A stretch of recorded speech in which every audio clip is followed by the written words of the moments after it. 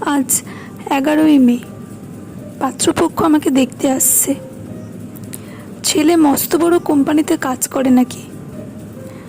আমি HS pass out, science স্ট্রিমের ছাত্রী। 425 নম্বর পেয়ে পাশ করেছি।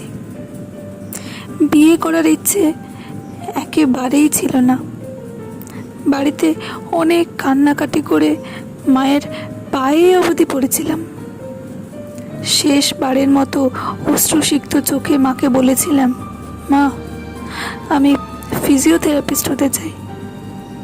কোনো কিছুতেই মা আমার গলেনি।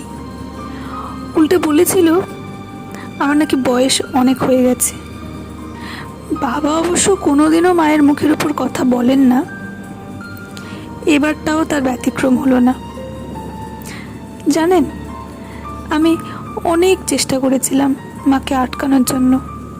বারে বারেই আমার এতদিনের পড়াশোনার খরচ থেকে শুরু করে খাওয়ার খরচ গড় গড়িয়ে হিসেব করে বলে দিয়েছিল।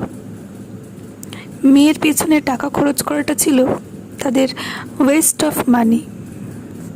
মাগো, তোমার অসংখ্য প্রণাম আর শ্রদ্ধাও জানাই। তোমাকে মাতৃদিবসের অনেক শুভেচ্ছা জানাই। তোমাকে অনেক ভালোবাসা মা।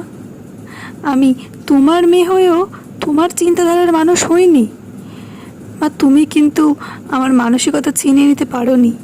ওটা একান্ত আমার।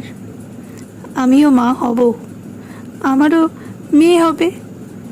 আমি তাকে একজোড়া পাখা দেব আর বলবো, যা মা, যত দূর পারিস তত দূর যা। আমি আছি তোর সাথে সব সময়।